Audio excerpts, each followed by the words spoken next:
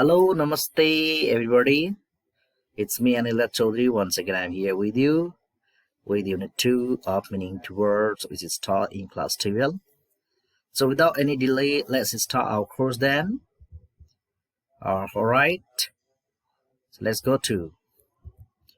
We're going to start Unit 2, and the title is Appearance. So, appearance भनेको के भन्ने कुरामा हामी पिक्चरमा देख्छौं. Appearance भनेको हाम्रो रूपरेखा looks हो.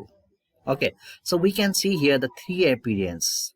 Yota happy ma cha, yota sad ma cha, yota angry ma cha, right? So first picture sad, haina. Second picture happy appearance cha bhane. Third picture angry appearance ma cha, and that's called the appearance. Okay. So see here, आज हामी 2.1 judging from appearance अर्थात page number 10 मा छ यो. तपाईहरु आफ्नो book र copy कलम लिएर तयार हुनु होला. Okay, so let's go ahead. So आज हामी use of look like and look as if as though पढ्छौं. So how do we use this look like, look as if and as though भन्ने जज गर्दाखेरि कसरी प्रयोग गर्ने भन्नेमा जान्छ. Okay, look is a verb. Look verb हो र obviously यो भनेको appearance बुझाउँछ अर्थात कस्तो देख्छ भन्ने कुरा भन्नको लागि हामी look को प्रयोग गर्छ भने look like के हो verb plus preposition हो. यहाँ verb look हो भने like preposition को काम गर्छ र यसले resemble अर्थात कस्तो जस्तो देखिन्छ भन्ने कुरा जज गर्नको लागि look like हो भन्छ. जस्तै उ सलमान खान जस्तो देखिन्छ. दुई वा दुई भन्दा बढी वस्तुहरुलाई कम्पेयर गर्दाखेरि look like भन्ने कुरा गर्न सकिन्छ भने look as if र as though धेरै जना look as if र as though एउटै हो भन्छन्. म पनि एउटै हो भन्छु तर यसमा स्लाइटली मात्र डिफरेन्स छ. ओके, सो हामी डिफरेन्स पनि हेर्छौं. So look is verb and as though conjunction or as if पनि conjunction हो. सो यो भनेको कस्तो हुन्छ possibility and probability जनाउँदाखेरि कुनै कुरा सम्भावना छ वा probability छ भन्ने कुरा जनाउनलाई look as if as though को प्रयोग गर्छौं. उदाहरणको लागि it looks as if it is going to rain or it looks as though it is going to rain भन्नुमा it looks as if it is going to rain भने सम्भावना मात्रै छ, हुन सक्छ नहुन पनि सक्छ भने जाउँछ भने it looks as though it is going to rain भनेको बादल गड्याङ गुरुङ गर्दै छ, एकदम कालो बादल छ भने हामी it looks as though it is going to rain भने आउँछौं. त्यही हो प्रोबेबिलिटी भनेको अलिकति स्वर बढी हुन्छ. ओके, सो जजिङ फ्रम एपियरेन्स मै आज हामी जज गरौं. जस्तै यो फिगर छ, अब यसको हामी जज गर्दाखेरि के गर्छ कस्तो देखिन्छ भन्दाखेरि see here they look happy, right? They look like a honeymoon couple. So they look as if they are celebrating. So see here they look happy, तिनीहरु खुसी देखिन्छन्. They look like a honeymoon couple जस्तो देखिन्छन्. They look as if they are celebrating their honeymoon, तिनीहरु आफ्नो honeymoon मनाएर जस्तो देखिन्छन् भनेछ. अनि in the same way, so let's see the another figure. यो फिगरमा हामी अलि रिसाएको जस्तो देख्छौं है. त obviously he looks angry, he looks like a monkey, or he looks as if or as though he has lost his senses. So उ रिसाएको छ देखिन्छ, उ रिसाएको उ monkey जस्तो देखिन्छ र he looks as if as though he has lost his sense, उसले आफ्नो दिमाग गुमाएको जस्तो पनि देखिन्छ भन्ने यसमा छ. सो obviously कस्तो देखिन्छन् भन्ने कुरा हामीले यहाँ look like, look as if or as though को प्रयोग गरेर सेन्टेन्सहरु हेर्यौं. ओके, नाउ देन अब त्यही हामी फेरि एक्जाम्पल लिएर अब look like र look as if को प्रयोग कसरी गर्ने भन्ने कुरामा फोकस गर्छौं. सो हियर obviously हामी के देख्छौं भने they look happy अर्थात look को पछाडी हामी के को प्रयोग गरेका छौं भन्ने कुरा हेर्नुस् है. यसैगरी they look like a honeymoon couple अर्थात look like को पछाडी के को प्रयोग गरेको छ भन्ने कुरा बुझ्नु जरुरी छ. In the same way, they look as if they are celebrating their honeymoon भन्नेमा look as if को पछाडी के प्रयोग गरेको छ भन्ने हेरौं है. So let's see. Okay, they look happy. यहाँ happy adjective हो अर्थात look को पछाडी हामीले adjective को प्रयोग गर्नु पर्छ भने they look like a honeymoon couple अर्थात look like को पछाडी हामीले honeymoon couple भनेको के हो noun हो अर्थात NPS noun phrase हो भन्ने कुरा बुझ्ने. यसैगरी they look as if they are celebrating their honeymoon. यहाँ look as if को पछाडी they are celebrating their honeymoon couple छ अथवा यो फुल सेन्टेन्स हो यो अहिले क्लजमा छ सबअर्डिनेट क्लजको रूपमा छ क्लज भनौँ या फुल सेन्टेन्स भनौँ यसलाई सो हामी look as if for as though को पछाडि हामीले एउटा फुल सेन्टेन्स अर्थात क्लजको प्रयोग गर्छौं भन्ने कुरा बुझ्नु पर्यो in the same way now let's see he looks angry अब यहाँ लुक्सको पछाडि के छ एंग्री एडजेक्टिभ हो यसैगरी he looks like a monkey अर्थात लुक्स लाइक को पछाडि हामीले अ मंकी नाउनको प्रयोग गरेका छौं अनि he looks as if or as though he has lost his sense अर्थात look as if as though को पछाडि he has lost his sense हामीले फुल सेन्टेन्स को प्रयोग गरेका छौं जस्तै यहाँ they are celebrating their honeymoon भने फुल सेन्टेन्स हो यसैगरी यहाँ पनि he has lost his sense भने पनि फुल सेन्टेन्स हो सो यहाँ हामीले कसको पछाडि गर्ने रे लुक को पछाडि लुक लाइक को पछाडि नाउन को प्रयोग गर्ने अथवा लुक एज इफ को पछाडि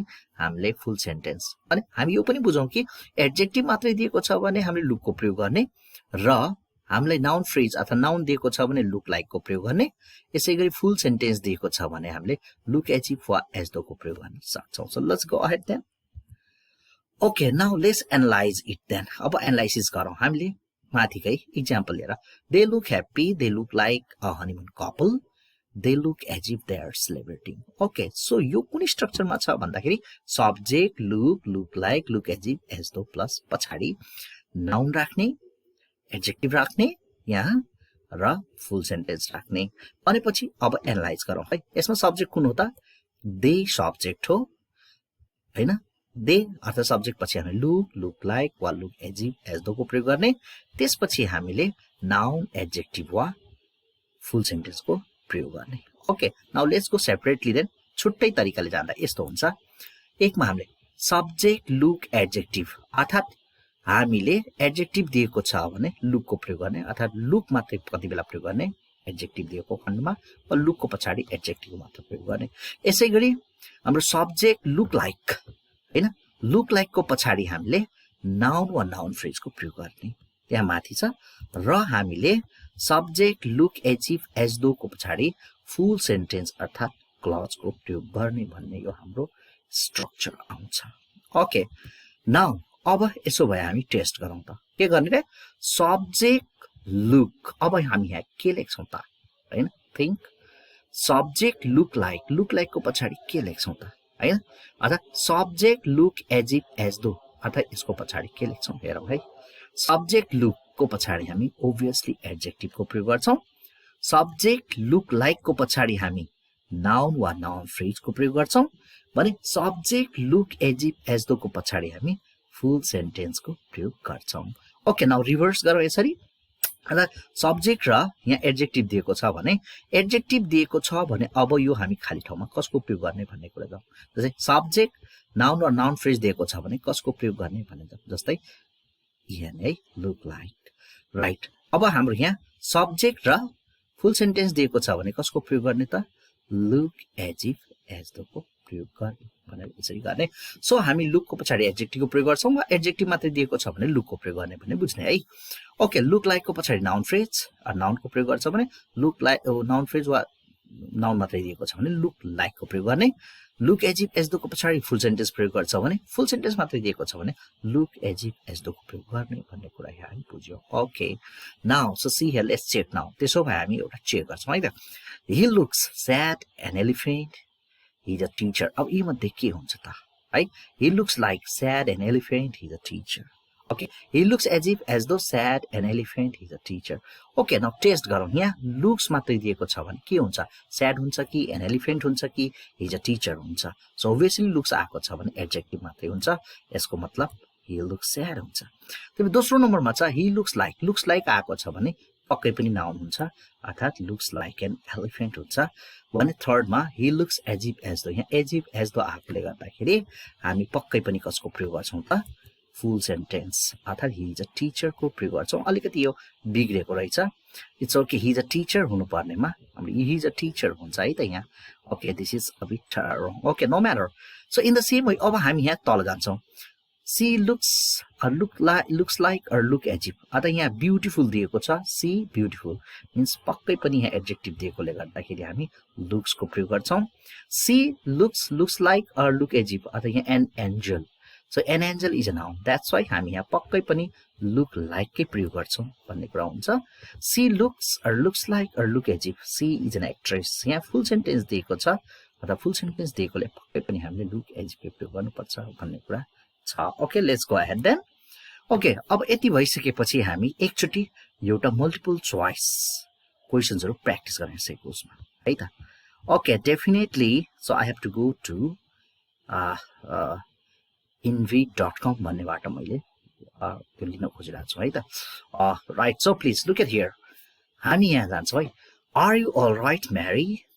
You you haven't slept in a long time. So पक्कै पनि हामीलाई यहाँ you दिएको छ subject and you haven't slept a long time दिएको छ भने पक्कै पनि यहाँ full sentence दिएको छ. Full sentence दिएको छ भने look गर्ने कि look like गर्ने कि look as though गर्ने कि look alike गर्ने. So पक्कै पनि हामी look as though गर्छौं, right? So let's go to next question then. Okay, next question मा जाँदाखेरि Pete, that hat really good on you. So obviously Pete भनेको subject हो and that hat really भनेको छ नि. So hat को कुरा गर्दै छौं. So see good आछ अथवा adjective आछ भने हामी कसको प्रयोग गर्ने? Look like को कि looks as if को कि looks को कि look को मात्रै. So Pete, that hat really looks हुन्छ. So looks good on you भन्ने कुरा हुन्छ. Okay, next question मा जाउँ यसैगरी. Alison ले भन्छ what is transparenting? So Francis ले भन्छ yeah, eat. Okay, Dolly. So obviously eat subject को पछाडी यहाँ noun दिएको छ Dolly, but I'm pretty sure it's a trip. So fake. So obviously यहाँ noun दिएकोले गर्दा हामी कसको प्रयोग गर्छौं भन्दाखेरि looks like को प्रयोग गर्छौं. Alright, now यसैगरी हामी प्र्याक्टिस गर्दै जान्छौं. So I have to go back then. म फेरि ब्याक गए. Okay, alright, let's go back then. अब हामी अगाडि बढौं. Look at the 3 pictures below and make similar comments about them using the words given, and it's in page number 11. तपाईको बुकको हो र बुकको हामी प्र्याक्टिस गर्छौं. सो एउटा हामी यहाँ व्यक्तिलाई देख्छौं. त्यो व्यक्ति कस्तो देखिन्छ भनेर look like र look as if को प्रयोग गरेर हामीले सेन्टेन्स बनाउनु पर्ने छ. सो सबभन्दा पहिले क्वेशन छ हाम्रो he needs a wash. He needs a wash के हो? नाउन हो, एडजेक्टिभ हो कि फुल सेन्टेन्स हो? सो obviously यो फुल सेन्टेन्स हो हैन. फुल सेन्टेन्स भएकोले गर्दाखेरि हामी पक्कै पनि लुक एज इफ एज को प्रयोग गर्छौं भन्ने कुरा बुझ्नु पर्छ. त के हुन्छ answer? Yes, he looks as if he needs a wash. So पक्कै पनि हामीले यहाँ के को प्रयोग गर्यौं? Subject he.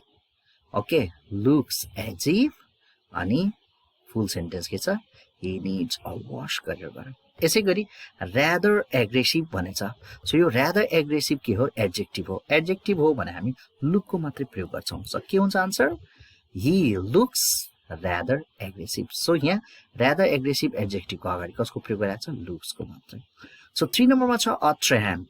A tramp noun हो अर्थात आवारा हो. यो आवारा अर्थात नाउन भएकोले look like को प्रयोग हुन्छ. के हुन्छ आन्सर त? he looks like a tramp. So obviously हामीले यहाँ त्यसको प्रयोग गर्यौं है. अब हाम्रो फोर्थमा छ angry. ओके, angry के हो? एडजेक्टिभ हो. एडजेक्टिभ दिएको छ भने look को मात्रै प्रयोग गर्ने. त्यसमा आन्सर के हुन्छ? he looks angry. Okay, see here now then. he looks and angry. So fifth मा छ he is going to start a fight. यो पक्कै फुल सेन्टेन्स हो. फुल सेन्टेन्स भएकोले गर्दा कसको प्रयोग गर्ने भनेछ हामीले? look as if वा as though को प्रयोग गर्ने भनेर हामीले अघि नै सिकिसक्यौं. So let's go ahead. यसैगरी अर्को फिगर छ. यहाँ 2 जनाको फिगर छ. obviously यसमा पनि तिनीहरु कस्तो देखिन्छन् भन्ने कुरा हामीले गर्छौं. ओके, सो फर्स्ट क्वेशन छ a honeymoon couple. So it is obviously noun phrase. Noun phrase भएकोले गर्दाखेरि कसको प्रयोग गर्ने रे? हामीले look like को. 2 जना छन् त्यसैले सब्जेक्टमा के गर्ने? they. So see here, they what? look like a honeymoon couple. अर्थात they subject, look like प्रयोग गर्यौं. a honeymoon couple हाम्रो नाउन हो. ओके, सेकेन्डमा छ they are celebrating. यो फुल सेन्टेन्स हो त्यसैले look as if को प्रयोग गर्छौं.